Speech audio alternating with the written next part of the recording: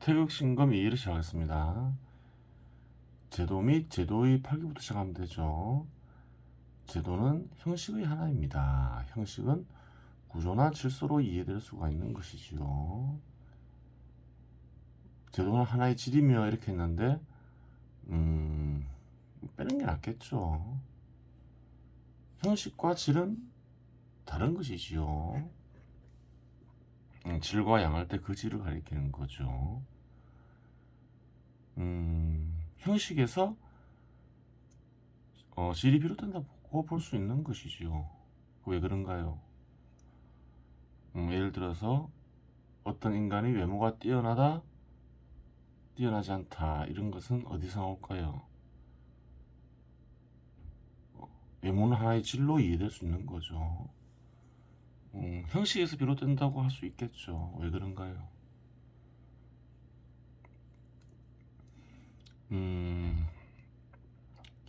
키나 몸무게나 피부색이 같더라도 외모가 뛰어나다, 뛰어나지 않다. 그것은 일종의 짜임새에서 비롯되는 거죠. 마음도 마찬가지겠죠. 인간이 오감으로 관찰할 수 있는 모든 것에는 진료와 형식이 있습니다. 어떤 대상을 보면 형식이 있죠. 짜임새가 있는 거예요. 그리고 그 짜임새에 들어간 소재가 있는 거죠. 하나의 현상은 진료와 형식, 즉 둘로 나누어 분석할 수 있습니다. 그렇겠죠. 대부분의 대상이 그러하니. 하지만 마음으로 나눈 것이니 그 둘은 하나인 것입니다. 그래요. 진료나 형식은 어떤 하나의 대상에서 비롯되는 거죠. 진료와 형식이라는 단어는 어려울 수 있는데 쉬운 단어를 선택하면 구조와 구조를 채우고 있는 내용으로 풀이할 수도 있습니다. 그렇죠. 예를 들어 인간의 몸을 진료와 형식으로 분석하면 인간의 육체적 형과 세포들이 총합으로 나누어 파악할 수 있습니다. 그렇죠. 육체의 형이 있고 형을 채우는 내용이 있죠. 그게 뭔가요? 세포죠. 사회 역시 진료와 형식으로 나누어 파악할 수 있는 것이지요. 사회의 진료 부분은 인간 물적 토대인 것이지요. 사회의 형식에 해당하는 것은 사회 질서인데 전체 사회 질서가 제도인 것입니다. 그렇죠.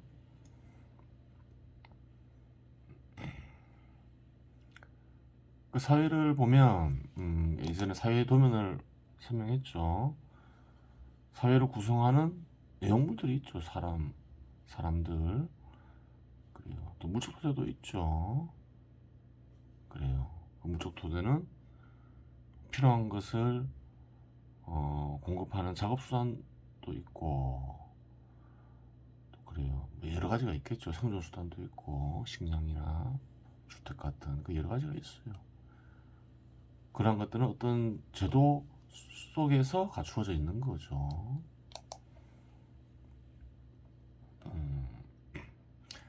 제도는 앞에서 고찰한 각 영역들이 결합하여 드러낸 구조인 동시에 현현식 기능을 드러내는 바뀌죠. 쉬운 말로 전체 사회나 사회 각 영역들이 간직된 의지 형태인 것이지요. 그래요. 이걸 지우고 실현된 제도에 감추어진 형태를 지닌 의지로 바꾸는 게 낫다고 생각해서 바꾼 거죠. 제도에서 두 가지를 보고 있는 거죠. 겉으로 드러난 것과 감추어진 것. 드러난 구조는 뭘까요? 형태를 지닌 의지가 그 형태를 실현하는 것이겠지요. 그래요.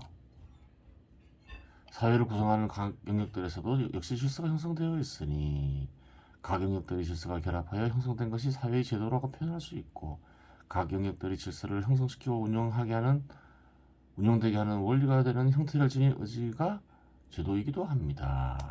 그래요. 형태를 지닌 의지 역시 제도로 보고 있는 거예요. 영역들이 질서 역시 제도라고 표현할 수 있겠죠. 예전에 종교 영역, 정치 영역, 경제 영역 여러 영역들을 살펴봤죠. 그 것들에도 어떤가요? 바탕이 되는 질서가 있어요. 그 질서 역시 제도겠죠. 하지만 구분할 필요가 있으니 사회 전체의 질서는 제도라고 규정하고 가경력들의 질서는 체계라고 규정짓도록 하겠습니다. 그렇게 규정지을 수 있죠. 좀 인식을 쉽게 하기 위해서. 전체 질서 내에 있는 작은 부분 질서가 있죠. 둘 다 제도라고 할 수도 있고, 그래요. 부분 질서를 체계라고 얘기할 수도 있는 거예요. 전체 제도, 부분적인 제도, 체계는 부분적인 제도를 가리키겠죠. 부분의 제도를 가리키겠죠. 즉 경제 영역의 질서는 경제 체계, 정치 영역의 질서는 정치 체계 등으로 표현하면 됩니다. 그래요.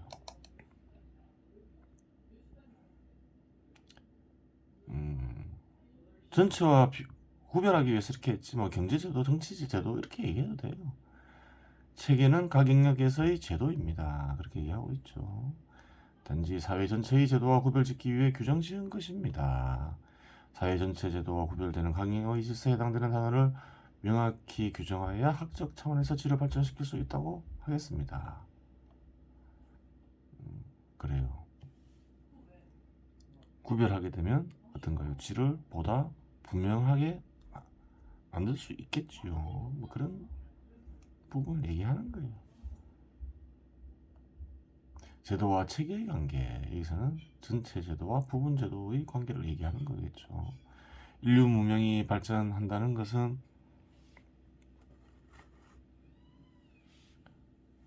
생산 기술과 작업 도구의 발전으로 인해 생산성이 증가하는 측면과 제도가 고도화되는 측면이 존재합니다. 그래요.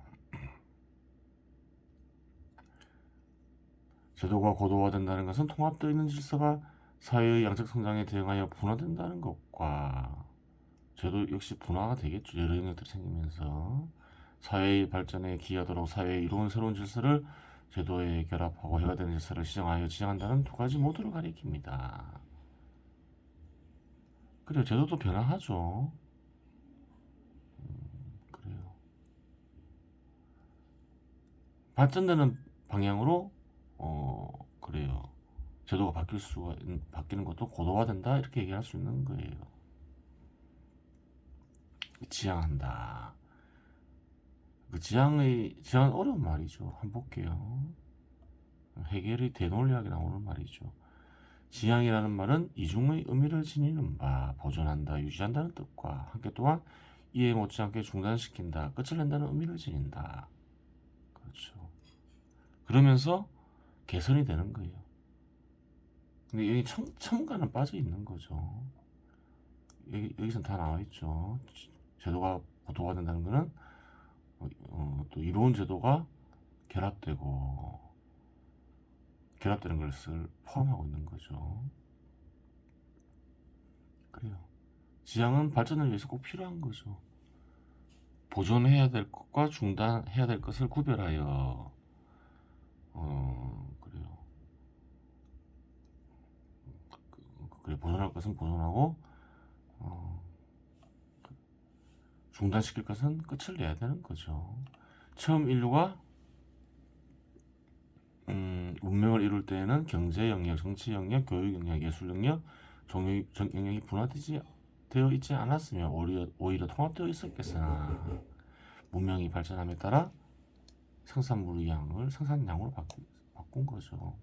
간단하게 생산량이 커지고 생산성이 증가하며 그러한 현상에 걸맞게 인구가 증가함에 따라 기능들을 통합된 형태로 수행할 수 없게 되었으며 그렇죠. 그에 따라 각 영역들로 분화되어 체계가 생겨난 것으로 파악하면 됩니다. 무슨 말인가요? 문명이 발전하지 않아서 소집단으로 사람들이 살아간다면 굳이 경제 영역, 정치 영역, 교육 영역이 별도로 있는 것은 아니었겠죠. 그래요.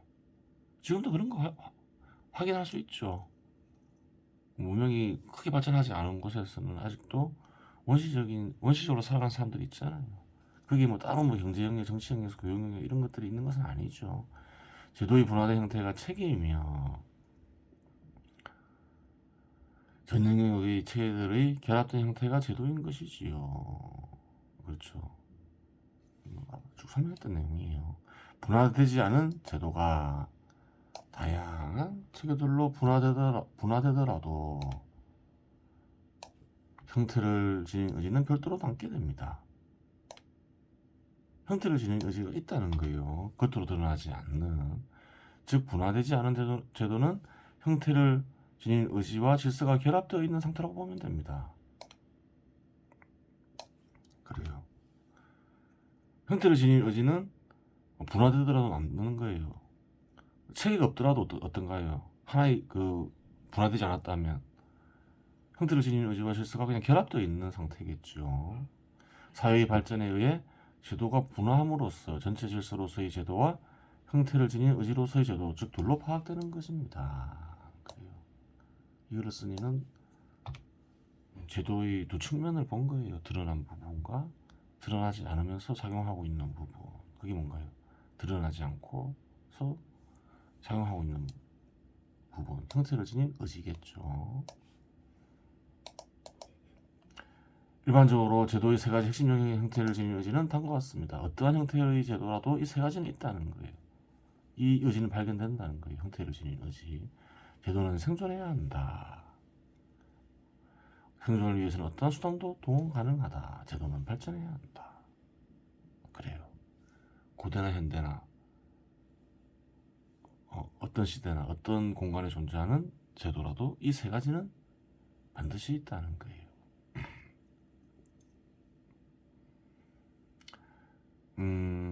그래요. 제도를 지키기 위해서 그래요. 전쟁이나 내전도 일어나잖아요. 그때부터 마찬가지예요. 또 제도 유지를 위해서 가능한 모든 수단을 동원하죠. 그래요. 예를 들어서 한국에서 제도를 바꾸기 위해서 동학운동이라고 하죠. 1894년에 일어났죠. 그래요. 뒤엎기 위해서 보통 밀란이라죠. 그러한 밀란이 일어나니까 어떻게 하나요? 죽이잖아요. 그래요. 그 제도는 그런 부분이 있는 거예요. 어느 시대별 공간별로 구체적인 언어로 나타나며 확인이 되죠. 이는 시대별 공간별로 구체적인 언어로 나타나며 확인이 되죠. 확인이 되는 거예요. 언어로 다 표시가 돼요. 역사에 남아있다는 거죠. 이는 시대별 공간별로 나타나는 제도의 의지 형태라고 규정하겠습니다. 그래요. 이 시대에 드러난 제도의 구체적인 의지 형태를 일반화하면 다음과 같습니다. 그래요. 이 시대를 지배하는 그래요. 의지가 있다는 거예요. 시장과 자본을 유지하여 사회의 물적 토대를 유지해야 한다. 있죠. 그러한 의지가 있는 거예요. 그리고 실제로 작용하고 있는 것이지요. 정치 영역의 구성은 다수의 선택에 의해 구성하여 특정 개인이나 사조직의 이익을 위해 권력이 사용되지 않게 한다. 이 말을 넣었죠.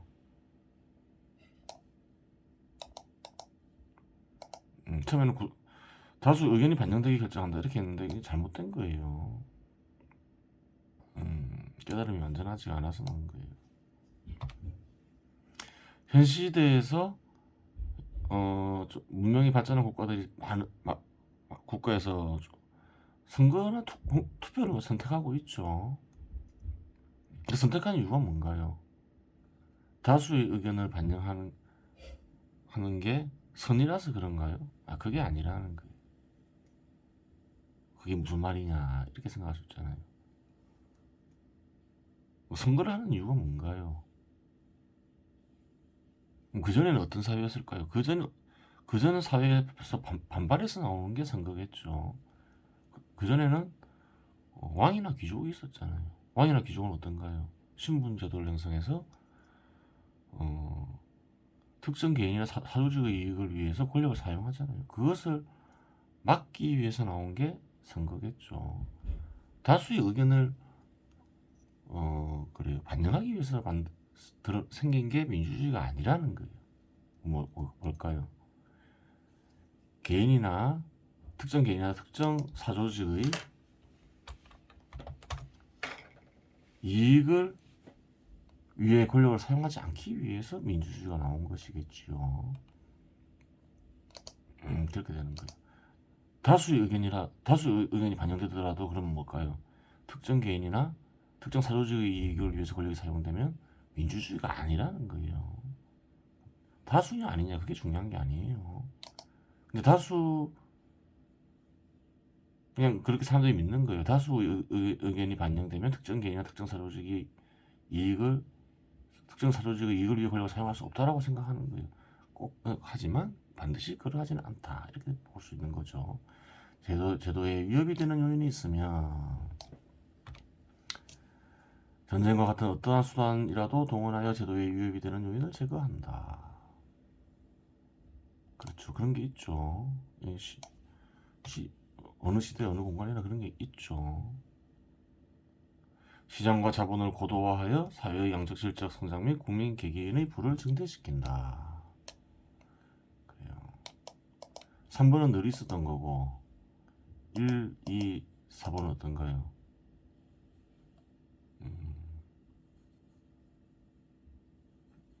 최근에 생겨난 의지겠죠. 이러한 의지가 왜 생겼을까요? 예전에 설명했던 거죠. 시대를 이해해야 된다는 거예요. 시장 지배 시대가 도래한 지 얼마 안 됐다 그랬죠. 그전에는 뭔가요? 고대 농경국가 시대였죠. 시장과 자본은 원래부터 있었지만 시장이 발전하면서 시장 지배 시대가 도래한 지는 얼마 안 됐다 그랬죠. 자급자족 시대가 아니라는 거예요. 시장 지배 시대가 발전함에 따라서 어떻게 되나요? 시장의 발전을 위해서 신분제도가 철폐되는 거죠. 그렇게 되는 거예요. 그래서 1, 2, 4번은 최근에 나타난 의지라는 거예요. 시대가 바뀌었다 했죠. 바뀐 시대에서 뚜렷이 드러난 의지인 거죠. 물론 다른 구체적인 의지 형태들도 있었겠지만 현재는 위 네 가지 의지 형태가 핵심 의지 형태로 파악됩니다. 그래요. 이걸 쓰니는 2017년도에도 알았던 거지요. 하여간 위와 같은 의지 형태가 나타나는 원인은 제도 역시 생겨난 이상 생명이 있으며 절대자와 함께하기 때문이죠. 이치는 다음과 같습니다. 제도에는 절대자의 의지가 개입되어 있다. 그 얘기를 하는 거죠. 제도라는 것은 사회 전체의 형식만 따로 파악한 것인데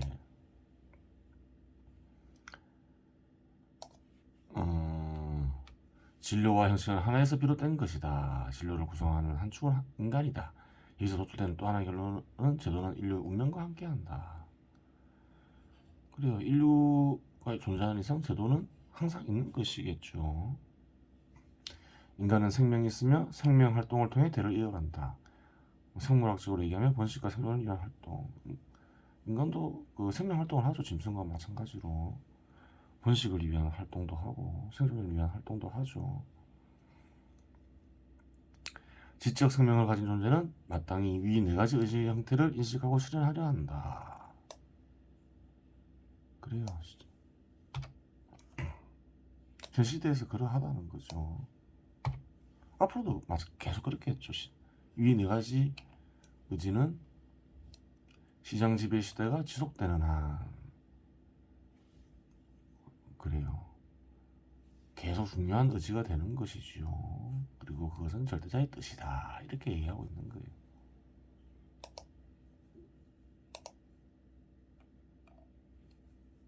시장 지배 시대는 왜 도래했나요? 그전에 자급자족 시대죠. 고대 농경국가 시대는 자급자족 시대죠. 자기가 필요한 것을 생산해서 소비하는 것보다 교환을 통해서 살아가는 게 더 좋으니까 시장 지배시가 도래했겠죠. 더 풍요롭게 사니까. 그렇죠. 그러한 상황이 여전한 이상 시장 지배 시대는 지속된다. 그 얘기를 하고 있는 거죠. 제도의 이러한 속성은 성과 악, 옳고 그름을 떠나 단지 존재할 뿐이지요. 사람들은 어떤 견해에 입각해서 성과 악을 얘기하고 옳다 그르다를 얘기하지만 제도는 그 너머에 있다. 그걸 얘기하는 거죠. 제도의 속성이 장기적으로 보면 성과 악, 옳고 그름의 기준을 만들어내겠지요. 또한 제도는 만들어진 것인 이상 변화는 불가피합니다. 제도가 변한다는 것은 천년 전 제도의 질서 형태와 의정 형태를 비교해보면 쉽게 알 수 있지요. 그래요. 천년 전이라 얘기했지만 불과 100년 전만 하더라도 100년까지 아니 한 4, 50년 전만 하더라도 한국은 어땠나요? 고대 농경국가 시대였겠죠. 제도를 지배하는 의지가 현 시대와는 많이 달랐죠. 물론 잔재가 현재도 많이 남아있긴 하지만 그래요. 그래요. 많이 바뀌긴 했어요. 확인 바뀐 것이 확인이 확인되죠. 여기서는 자세한 내용을 다루지 않습니다. 제도의 의지 형태는 세계들을 규정지을 뿐 아니라 미래 변화를 일으키는 원인이 되기도 합니다. 박정희 대통령이 5.16 사건을 계기로 하여 산업화를 한 것이나 박정희 대통령이 그래요. 권력을 잡고 그게 5.16 사건이라 하죠. 5.16 사건이라 해요. 그리고 박정희 대통령이 1960년대에 산업화를 추진하죠. 산업화의 구체적인 내용은 뭔가요?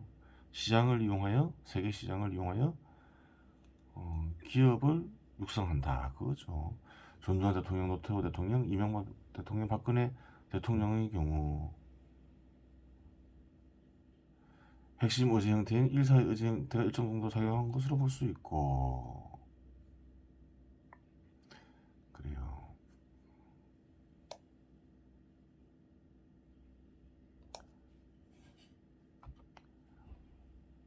대한민국 대통령들인데 1사의 핵심 의지로 인해서 이러한 대통령들이 탄생하고 정책을 어느 정도 집행했다. 이 얘기를 하는 거죠. 일정 정도죠. 그래, 뭐 강하게 작용할 때도 있고 미약하게 작용할 때도 있었기 때문에 일정 정도라고 했겠죠. 일사는 뭔가요? 시장과 자본을 유지하여 사회적 토대를 유지해야 한다. 시장과 자본을 고도화하여 사회 경제적 질적 성장 및 국민 개개인의 부를 증대시킨다. 그렇죠.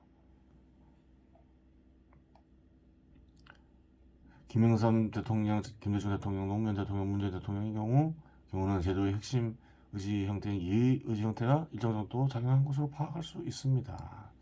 이의 의지 형태는 뭘까요? 인간 정치 영역의 구성은 다수의 선택에 의해 구성하여 특정 개인이나 특정 사조직의 이익을 위해 권력이 사용되지 않게 한다.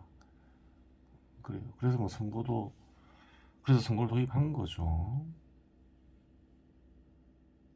그래요.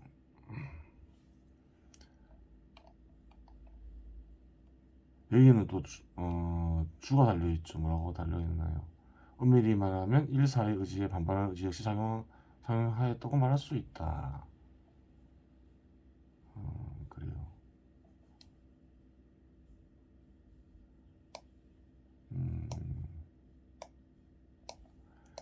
이 말은 왜 넣었을까요? 일과 사를 싫어하는 이들이 민주화 운동에 많이 참여했죠. 사회주의자, 공산주의자들을 가리키는 거죠. 1980년대 민주화 운동한 사람들 중에는 언급한 이에 의해서 참여한 이들도 있지만 또 많은 이들은 어땠나요? 그 시대 학생운동에 참여했던 사람들의 증언에 의하면 시장과 자본을 파괴해야 된다고 생각하는 빨갱이들이 많이 참여했다고 하죠. 그래요. 그래서 이런 주석을 넣어 놓은 거죠. 제도의 의지에, 그래요. 어떤 새로운 제도의 의지죠. 제도의 의지. 시대가 바뀌었다 그랬죠. 시장 지배 시대에서의 제도의 의지가 있고, 또 어떤 의지가 있을까요? 한국은 오랫동안 고대 농경국가 시대였죠. 그 시대, 그러니까 과거 주군 제도에서 비롯된 의지 역시 남아 있다는 거예요. 그러한 의지에 의해서 지배당하고 있는 이들이 많죠. 한국에서도 많아요. 두 가지 제도의 의지가 작용하고 있다는 거예요. 고대 제도의 의지, 그리고 새로운 시대의 의지.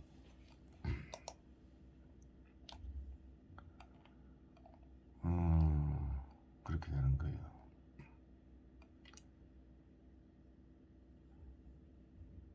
단순히 정치 체계에만 영향을 미치는 것이 아닙니다. 사람들이 무화의 개념이나 관념을 나타나게 하며 개념이나 관념에 따른 행동 양식을 결정하기도 합니다. 그래요. 구체적인 행동까지 결정짓는 거예요. 정치 시위도 마찬가지죠. 한국에서는 매주 근래에 정치 시위가 일어나잖아요. 촛불 시위, 태극기 시위 있잖아요. 태극기 집회, 촛불 시위. 그런 구체적인 행동 양식에도 제도의 의지가 작용한다는 것이지요. 이의 의지 형태는 민주주의라는 우상을 만들어냈으며 대한민국 국민들 중 일부는 민주주의를 절대자의 말씀과 동급으로 놓아 목숨까지 부리지요. 그래요. 그런 일이 있었죠. 1980년대. 조선시대나 일제시대 때 민주주의에 관심도 없고 몰랐을 것이 틀림없었을 텐데 말입니다. 그렇죠. 민주주의란 거는 시장 지배 시대가 도래하면서 한국에 소개됐죠. 근데 사람들은 목숨을 걸기도 하지요. 이상한 일이지요. 오랜 시간 어땠나요? 한국은 고대 농경국가 시대였죠. 수천 년간. 그리고 또 어떤가요? 일제치하의 식민지 시대도 있었죠. 근데 잘 알지도 못하고 겪어보지도 않은 민주주의에 목숨을 거는 일이 있었던 것이지요. 조선시대나 일제시대 때 민주주의에 관심도 없고 몰랐을 것이 틀림없을 텐데 말입니다. 그 말을 하는 거죠. 여기에는 역사적 과정이 존재하지만 주제에서 크게 벗어나니 다루지는 않겠습니다. 다른 의지 형태 역시 마찬가지입니다. 자유민주주의라는 우상이 있는데 언제부터 이 땅에 자유민주주의를 신봉했다고 자유민주주의를 외칠까요? 그래, 언제부터 알았다고 신봉할까? 또 이런 얘기를 하고 있는 거죠. 자유민주주의는 일사의 의지 형태가 주로 사용하여 만들어진 것이지요. 이처럼 제도의 의지 형태는 막강한 권능을 가지며 인간의 관념까지도 지배한다고 하겠습니다. 자유민주주의는 근데 단순히 우상이라고 얘기할 수는 없어요. 왜 그런가요? 실체가 있기 때문에 그렇죠. 일과 사의 의지는 어떤가요? 실체가 있는 거죠. 좀 말을 바꿔야 되는 게 아닌가 좀 생각을 해봐야 되는 거예요. 분화된 체계들 역시 변합니다. 가경영은 양적 변화가 항상 발생하고 있으며 어느 순간 한도 도파가 이루어지면 질적 변화를 겪게 되기 때문입니다. 분화된 체계들이 전반적으로 큰 질적 전환을 겪게 되면 제도의 구체적인 핵심 의지 형태 역시 질적 전환을 겪게 됩니다. 그렇죠. 제도 역시 크게 변할 수 있죠. 확인할 수 있죠. 그 질적 전환은 일시적일 수도 있고 상당 기간 이어질 수도 있습니다.